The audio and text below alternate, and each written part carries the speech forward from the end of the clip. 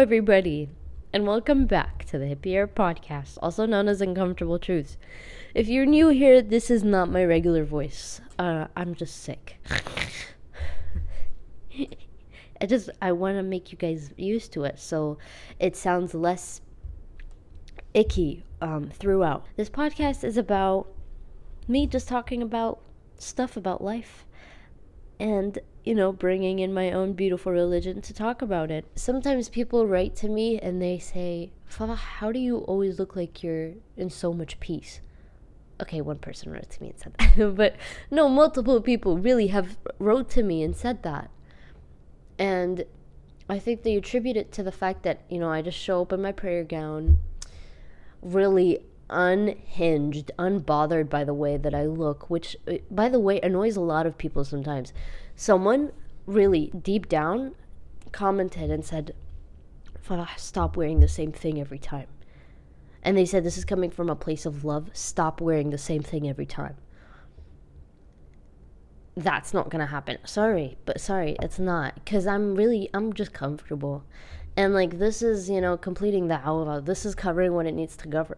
Why are you mad? The real important question is, why are you bothered? What is the reason? Do you know what I mean? I feel like this cold is giving me a zest in my personality a little bit. You know how Phoebe, when she got a cold and she started singing badly, but she thought it was good? That's how I feel right now. No, I don't watch Friends. I just weirdly remember that scene for some reason. Anyway, so I just went to Mecca. For non-Muslims, Mecca is in the western part of Saudi Arabia, and it's where people go to do the lesser pilgrimage, like the smaller pilgrimage called the Umrah. And the Umrah is basically where you do tawaf and sa'i. Tawaf is going around a specific monument, going around it, circling it for 7 times. I'm so sorry, guys. This is going to be a really bad cold, and there's going to be a lot of snot and congestion sounds. Okay, that's going to happen. I'm sorry. Let it be a cold ASMR, okay? And so, yeah. So, tawaf is basically going around the Kaaba. The Kaaba is the big black box. This is a picture. This is how it looks like. It's not the big black big black box, guys. I want non-Muslims to learn this, okay, guys? Come on, so you can impress your Muslim friends. It's called the Kaaba, okay? So if your Muslim friend does something low-key not right or haram, be like, you need to go to the Kaaba and do some tawaf. Say that. They will feel like I'm being called up by my non-Muslim friend. I really need to do something about it, That would really wake them up. I'm just saying. And so, so we do tawaf, we do it 7 times. We circle the Kaaba 7 times. There's something about the number 7 that's heavenly, sacred, and holy. It's also, you can find it in all the Abrahamic religions in Christianity and Judaism. Excuse me, guys. And then we go to this place between 2 mountains, Safa and Marwa. And we go from one to the other, and we do that 7 times. Well, no, actually, when we go from Marwa to Safa, that's 1. And then when we go from Safa to Marwa, that's 2. And so we do that, walking back and forth between these mountains 7 times. And what this is supposed to symbolize is Hajar, alayhi salam.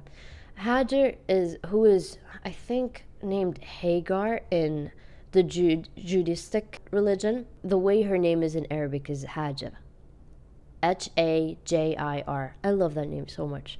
And basically what it is that Abraham alayhi salam, he was commanded by Allah to put Hajar and her son Ismail in the middle of nowhere, where there is no water, no food, no nothing. There's the tumbleweeds that it was like that. She was in the middle of nowhere. And so Hajar asked, "Lahu Allah alladhi amaraka bihadha?" Did Allah ask you to do this? And Abraham said, "Na'am, yes." And then she said, "Idhan la yudhi'una."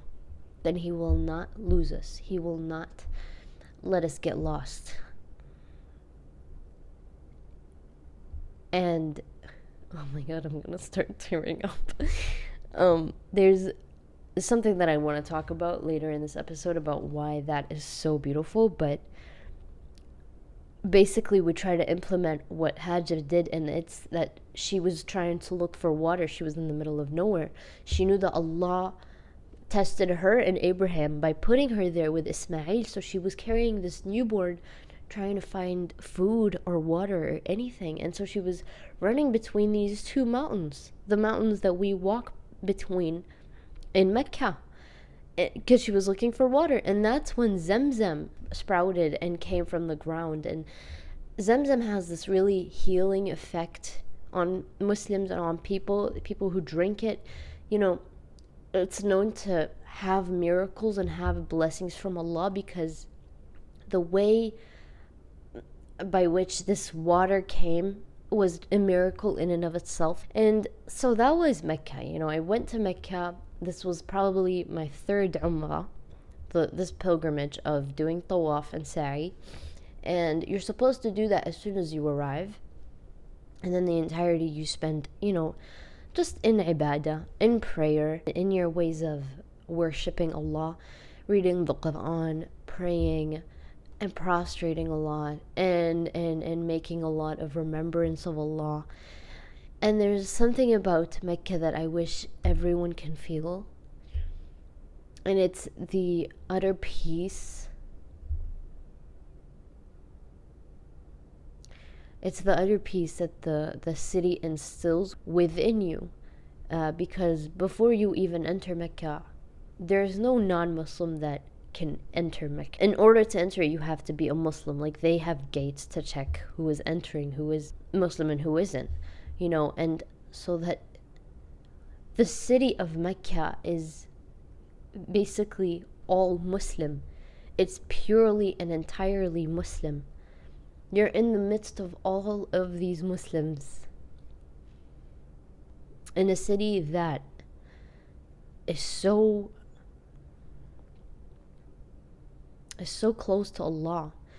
Because actually what the Kaaba is directly aligned underneath Allah's throne. You know, so when Muslims pray, for example, in my city, I have to face the Qibla, and the Qibla is Mecca. It's the Kaaba. If you take a string from the Kaaba all the way to the seventh sky, Allah is situated right then and there in his throne that is on the shoulders of angels. And then each sky has its own angels that are circulating that throne. They're circling it all the way down to the Kaaba. The Kaaba in this world where we are, and us Muslims, we're circling it. There's always an abundance of people in the Kaaba. And you know, especially, and this is interesting, especially during the dawn, when it's like 3 a.m., 4 a.m., when most of the world is asleep, that's when it gets really crowded and really busy. And it's almost like Allah saying, look at these people that are willing to wake up for me.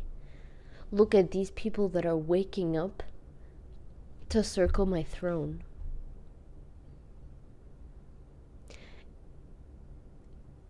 And it was such an honor, even though it was kind of a struggle circling it with people that don't know what perfume is or deodorant. You know? I'm sorry. It didn't smell the best. But it was such an honor, and it's so beautiful when you can imagine angels circling the throne of Allah, just a sky above you. And there's actually a fact that 70,000 angels come and circle the Kaaba.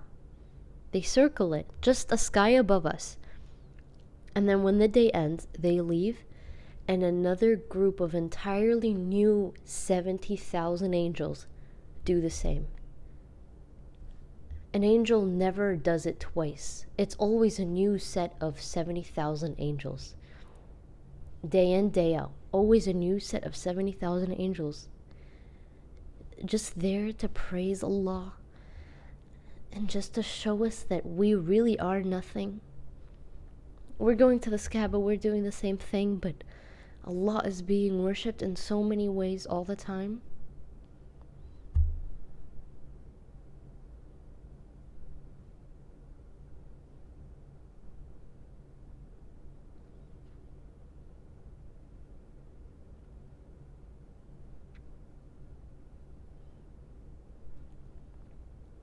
And He doesn't need us, but we need Him.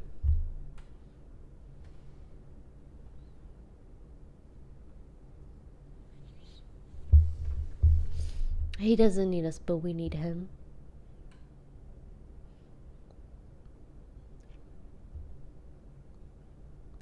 We think we're so big. We think we're worth all that.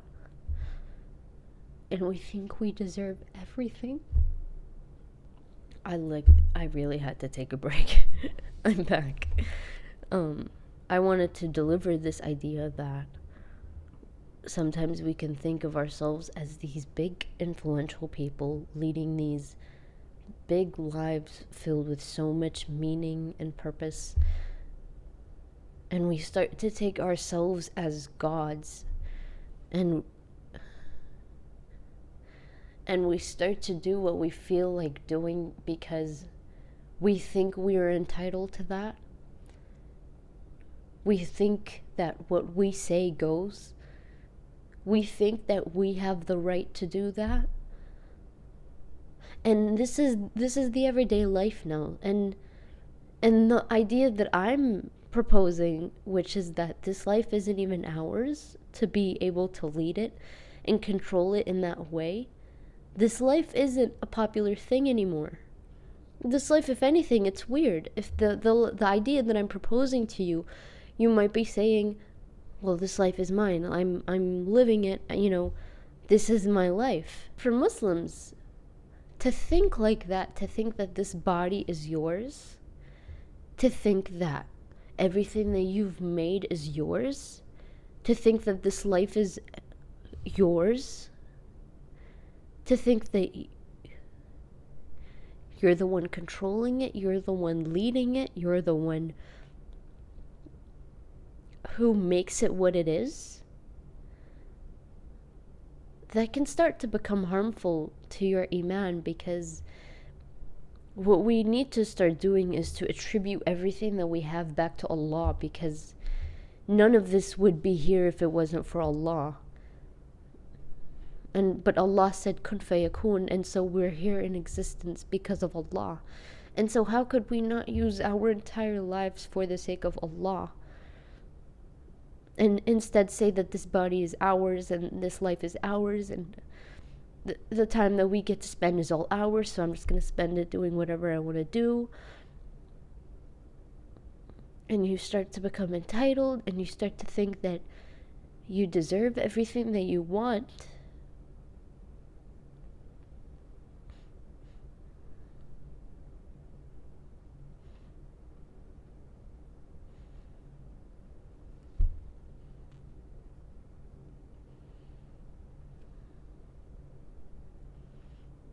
I'm not here to say that this is a nice truth.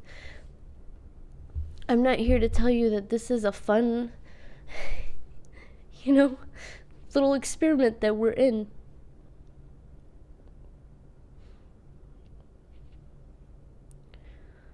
Allah put us on this earth as khulafa. Allah said to the angels once upon a time, إِنِّي جَاعِلٌ فِي الْأَرْضِ خَلِيفَةً. And then the angel said, أَتَجْعَلُ فِيهَا مَن يُفْسِدُ فِيهَا وَيَسْفِكُ الدِّمَاءَ وَنَحْنُ نُسَبِّحُ بِحَمْدِكَ وَنُقَدِّسُ لَكَ. And then Allah said, إِنِّي أَعْلَمُ مَا لَا تَعْلَمُونَ. Allah said to the angels, I am going to put on earth a successor.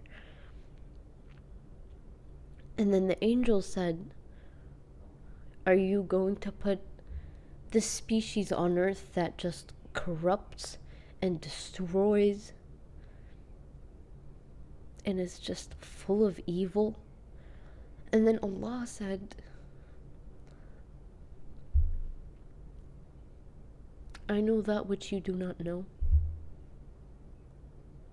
Even the angels didn't believe. Even the angels didn't think that we could make it. The angels said, you're going to be putting species on this earth that have desire and that have free will and they can do whatever they want to do. They're going to mess up. They're going to fail. They're going to do miserably. They're going to crash. They're going to bring on their own destruction. They're going to do so bad that they're going to start to kill each other and cause corruption, and it's all going to go haywire. And then Allah said, I know that which you do not know. The angels themselves said, we already praise you. We already glorify you. We already do all that we can for you because you are Allah. Is that not enough? But Allah said, إِنِّي أَعْلَمُ مَا لَا تَعْلَمُونَ. I know that which you do not know. And then Allah proves it by saying, وَعَلَّمَ آدَمَ الْأَسْمَاءَ كُلَّهَا ثُمَّ عَرَضَهُمْ عَلَى الْمَلَائِكَةِ فَقَالَ أَنْبِئُونِي بِأَسْمَاءِ هَؤُلَاءِ إِن كُنتُمْ صَادِقِينَ. And then Allah taught Adam the names of all things. He taught Adam everything that we know. And then he put Adam in front of the angels. And he asked the angels, tell me the names of these things if what you say is true. The angel said, وَنَحْنُ نُسَبِّحُ بِحَمْدِكَ وَنُقَدِّسُ لَكَ. We glorify you, we praise you. And remember when Allah said, إِنِّي أَعْلَمُ مَا لَا تَعْلَمُونَ. So the angels are now posed with this challenge. And what do they say? قالوا سبحانك لا علم لنا إلا ما علمتنا إنك أنت العليم الحكيم. Your Highness, your glory, we don't know the names of these things. We don't know anything except which you taught us to do. We have no knowledge of anything except the knowledge that you gave to us. Ya al-Alim al-Hakim, the all-knowing, the all-wise. We don't know anything. And so Allah is presenting Adam, who is capable of learning new things and adapting to new customs and habits and all of these things that us human beings are able to do because we have free will. Angels don't have free will. And then Allah said, قال يا آدم أنبئهم بأسمائهم فلما أنبأهم بأسمائهم قال ألم أقل لكم إني أعلم غيب السماوات والأرض وأعلم ما تبدون وما كنتم تكتمون. Allah said, show them. Come on, Adam, tell them. Show them that I gave you this knowledge of which that they don't know. And then Allah says, I know the secrets of the heavens and the earth. I know what you do not know. And I know what you show and what you conceal. And when he's talking about conceal, he's talking about shaitan. Because then Allah says, prostrate to Adam. All of you al-malaika فَاسْجُدُوا لِآدَمَ فَسَجَدُوا إِلَّا إِبْلِيسُ أَبَى وَاسْتَكْبَرَ وَكَانَ مِنَ الْكَافِرِينَ. All of the angels prostrated to this creation of man except for shaitan, the devil.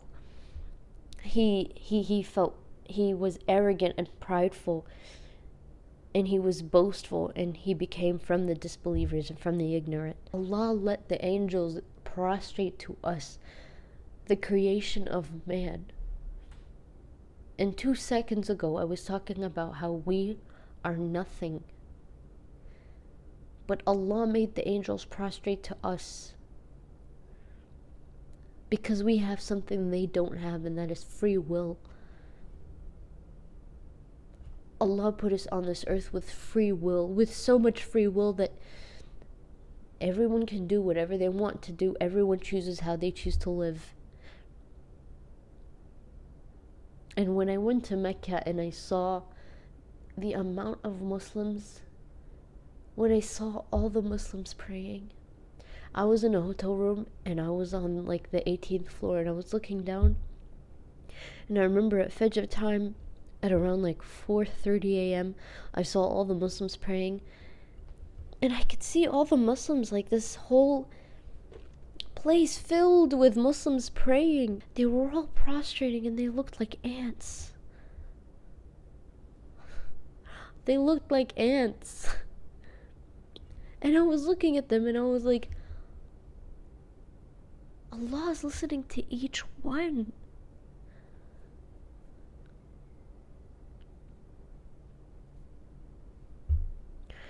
They looked like atoms, if I'm being honest with you. Ants isn't even a fitting description. They looked like atoms.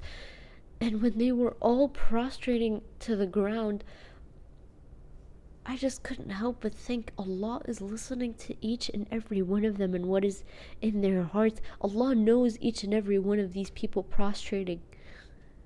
And from above, from just 18 floors above, they looked like atoms. What would it look from Allah's sight? Sometimes we can be like the shaitan. Sometimes we can be boastful. We can be prideful. We can think so highly of ourselves and see ourselves as these big people in life, when in reality we're just like tiny atoms flowing in space. There's a lot of things that I wanted to cover in this video, but I think I just wanted to deliver this idea that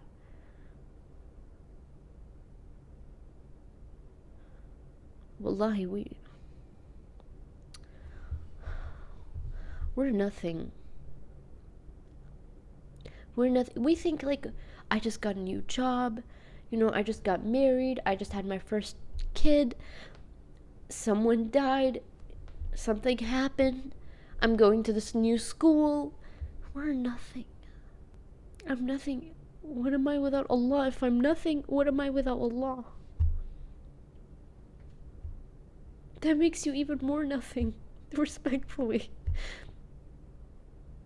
Because at least if you have Allah in your heart, Allah sees you, Allah recognizes you, Allah sees you from the seventh sky. He looks at you and acknowledges you, and you're still so tiny and almost invisible. You're still kind of nothing. But Allah made the angels prostrate to us, the creation of man. So if you have Allah, wallahi, you have everything. But if you don't, you are utterly nothing. You're nothing. You're not. And I'm not saying that to hurt anybody or to take away from their worth or anything, but without Allah, no one is anybody. No one is worth anything. Because it was Allah who made the angels prostrate to us, the little insignificant human being.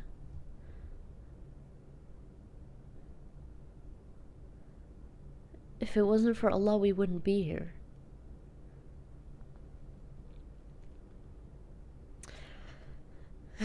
And that's that. I am really sick. I've got to get some sleep and I've got to rest. And my congestion is only ever getting worse. So I'm going to cap it off here. And if anything, this was a reminder more to me than to you. I'll be honest with you. I wasn't going to do a video today, but I wanted to at least shed light on an idea of how Mecca was and how it affected me. And I could talk about it for hours, but this cold is not allowing that to be the case. But I pray that every Muslim sees Mecca at least once in their lives, or even multiple times in their lives, because Mecca offers this sense of peace that I have never felt anywhere else in life, ever. And that's all I wanted to talk about. Have a great day, guys. Have a great day, and I'll see you in the next episode. Bye bye.